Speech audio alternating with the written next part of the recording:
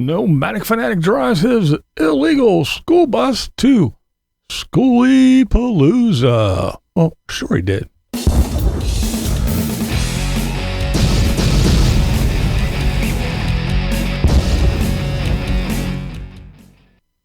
Oh my, it's a cold one out there today. That's right. Yeah, I already had some things to do, so I was already out running around out and about today. Me and the missus, and it was 7 degrees with a wind chill of -3, according to the weatherman. But yeah, so yep, it's a tad bit chilly up here in the Northeast, but nothing we haven't seen before or can't deal with. All right, so let's see. Yes, good old Tater. Of course, Tater had to go show off that he had a bus, But first, Campervan Kevin is back. That's right. I just got done talking about that shit-stirring phony, and poof, like Beetlejuice, here his ass is. Now, speaking of being fake, yeah, he started out with, he gave his little feel sorry for me speech about, Felix passing and his dog, of course. Not Felix's dog. Well, Felix's dog passed too, but his Kevin's dog. So it was all about how he felt. Yeah, he popped up a picture too of him and Felix for proof that he was actually there with Felix towards the end. He had to prove it and make sure everybody knew that he wasn't just talking shit like he usually does. But in typical Kevin fashion, he somehow manages to make it all about him and how he feels and how sad he was and how this all affected him and his life. That, yeah, of course, it's all about Kevin. But still, I'll say it again. Kevin and Eric both, with their large audience and their vast reach, they couldn't mention Felix and his GoFundMe when he was, knew he was coming to the end and he was trying to get everything in order and make sure everybody and everything was taken care of. No. They couldn't make mention of that with their grandiose audiences and their big, social media presence. No. It was far beyond them to do that. But now, later, after Kevin wipes the tears out of his eye, now he'll make a video and say what a great friend that he was. At any rate, Kevin is back, and he is not here just to let everybody know how sad he is and how his life was affected by the passing of Felix, but he wants you to know that he's got a project. That's right. He went out and got himself a van. The 2001 E350 4x4 van. It's got the V10 in it. When I bought it, the guy put on brand new tires. Ooh, I gotta put my hoodie on. Put a brand new fuel pump on it. And he goes over some of the things that this and that and the other. But yeah, he says he's gonna go build that thing out. That's right. He's gonna build it out. And I guess when you're gone for a long period of time, I guess Kevin figures he needs some view-worthy content to make his big comeback. He just can't come back and say, "Oh, woe is me." But hey, I'm sure a lot of people would still watch. But I guess Kevin figures, well, I need me something. And my good buddy Tater over there, he's got a school bus to build. So I'll go get me a van and I'll do me my own build. And that way, when I make my big comeback to YouTube, everybody will want to come over and see what I do to my grandiose van. Because I guess after all, just running around doing stupid voiceovers for your dogs can only take you so far. Blue Van Dan. Dan, he's been going through it a little bit. Yeah, the bus was having issues and his van was having issues. He was just having a hell of a time. Well, he's slowly but surely, in the Dan van, in the Dan manner. Howdy, neighbors. Yeah, Dan's getting her done. Dan is getting her done. He's got the van up and running. He put an alternator, a starter, and a battery in it, and yeah, it even drives a bit. So the transmission isn't totally shot yet, but yeah, we're gonna have to work on that next. But yeah, Dan, Blue Van Dan, he got her running. Come on, you cold-blooded beast. Come on. Look at that. It moves. Yep. So, 200 for the alternator, another 150, something like that, for the starter, and 180 for the battery. So, there you go. My grandmother used to always say, if you have a vehicle, you got nothing else, because they suck up all your money. And it is kind of true. You always got something to fix if you have a vehicle. So just imagine, yeah, you got to fix stuff in your house too. But when you have a vehicle, you always got stuff to fix. So if you live in your vehicle, oh, you're really screwed, huh?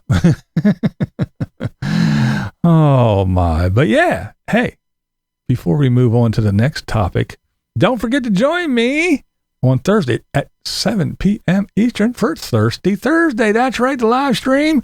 Come on over. We're going to talk all about the nomads and all the goings on here on the YouTubies. And yeah, we'll have a good time. We always have a good time. So be sure, put that shit in your calendar. So the little notification goes off, and click the bell. And yeah, 7 p.m. Eastern. Right here, BlindViews, live stream. It's going to be a good time.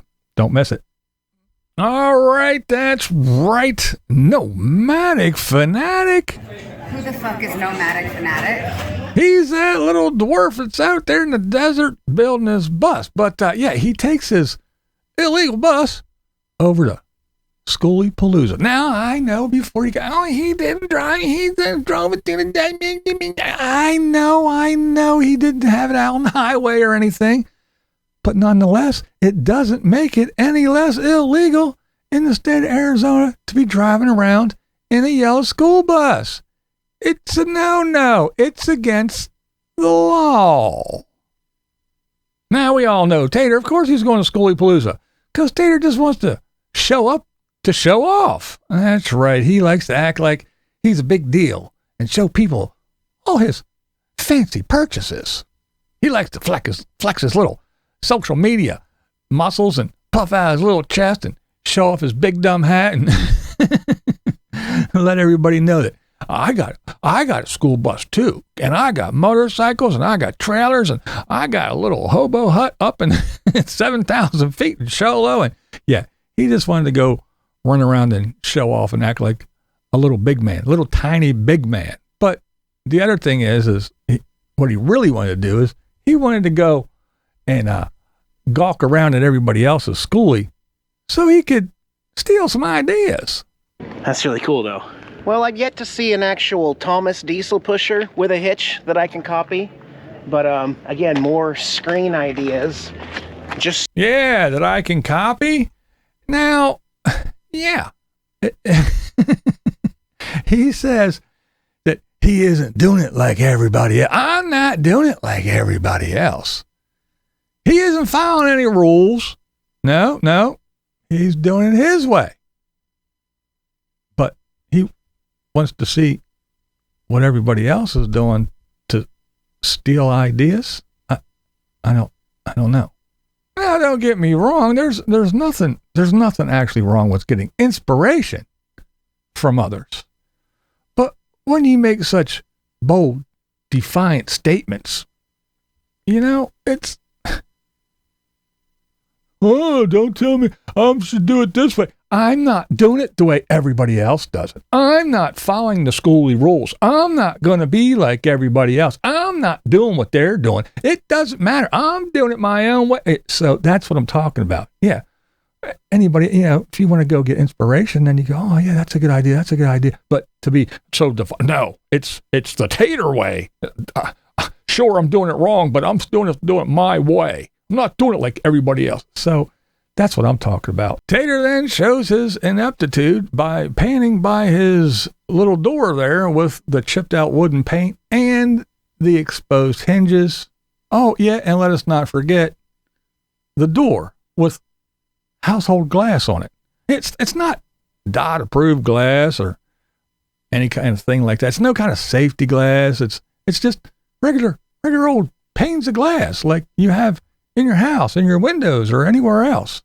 So, if a rock or a little stone would bounce up off the road and hit that, it's not going to go like your windshield would on your car. No. It's going to smash out like the glass in your window would at home. Yeah. You vibrate and bounce around a little bit and things are flying around. Yeah. Oh, yeah. It's not safety glass. It's not DOT approved glass, Department of Transportation. No. But don't worry about it. It's Tater. And he's special because... You see that little check mark? So he can get away with that kind of shit. But anyway, so he shows that he doesn't know how to use simple tools and know how to do simple tasks. But he's doing it his way. I mean, first of all, don't you think a guy that makes his living turning on a camera and standing in front of it and talking, don't you think a guy would be able to, I don't know, put on a clean shirt, maybe brush the dirt and the cat hair off his big dumb hat, maybe get the cat hair off his black shirt, or maybe not wear black shirts. I don't know, but I don't, is it just me or someone that gets in front of the camera? Don't you think they should kind of like tidy up a bit? All right. Anyway, Tater's lack of knowledge on how to use something as simple as a hole saw should lead you to the conclusion on how anything else that he does for this bus build is going to turn out. I mean, we have Mr. Security here. That's right. I got cameras everywhere. I got tripwires and motion sensors and spy drones, and I can see what's going on from anywhere in the country, and I got it locked down tight, and it goes to the cloud, and I got security everywhere. Has exposed hinges to his entry door. That deadbolt does nothing. When all you got to do is pop out 3 little pins and remove the whole door. That lock and those latches, they're not doing a damn thing. And it is very, very simple and pretty quick to remove hinge pins. It's nothing. But Mr. Security, at least you can watch on camera exactly how they did it. And it would appear that our little tiny tyrant karaoke party boy doesn't like to deal with noise all night long. The guy that has his green underglow lights, plays music, and has his giant movie screen and speakers blaring doesn't fare too well when others are up and doing their thing and enjoying themselves their way. A few people have left, and now Diana and I are wondering if we should go back to our spot where the white tent is instead.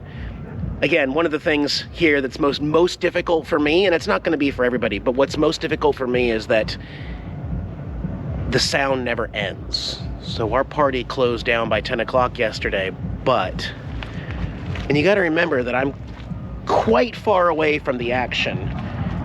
This is what you hear. I'm going to be quiet for just a second. Listen. That does not end. That does not turn off. That does not turn off. That does not end. Oh my. I wonder if that's what people feel like when you're out there sawing and hammering and drilling and shit late into the night. But hey, again, remember, it's Tater. You see that little check mark? He can get away with shit. Now, Eric, he also alluded to some drama that was going on, but he wasn't going to elaborate. He's not going to talk about, there's probably stuff that you heard and it's probably true. And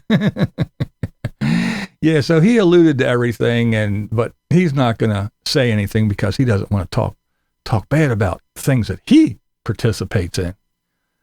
He already does that enough when he hangs out with Randy the Mobile Gambler and hangs out at the spot with all those dregs of society. But, but at these gatherings, there's always drama at these big gatherings anywhere. All of them. There's always some kind of drama. You put that many mobile hobos in one spot and shit's going to happen. Now, they may say and even believe otherwise, but they're really no different than any other big group of people or community. There's shit bags everywhere.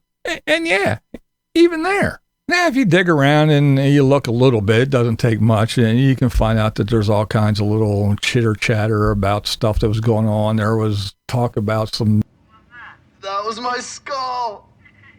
I'm so wasted. And I guess things didn't turn out so good. Dog attacks. I guess people were running around and with, how they do. How my dog is better than any other dog, and that dog needs to be on a leash. My dog doesn't. I have total control of my dog, so I can just let it wander, and it's okay. It's not a big deal. So you got those people, and everybody got their dogs, and yeah, so there was dog attacks and dog fights and shit like that going on. And of course, the cat holes, if you don't know what that is, yes, I'm referring to people acting like animals and relieving themselves wherever they so please. Yes, I'm talking about urination and defecation, and not in their little toilets. If half of them even have toilets. I don't know. This is Blind Views, and that's the way I see it. What we do here is go back.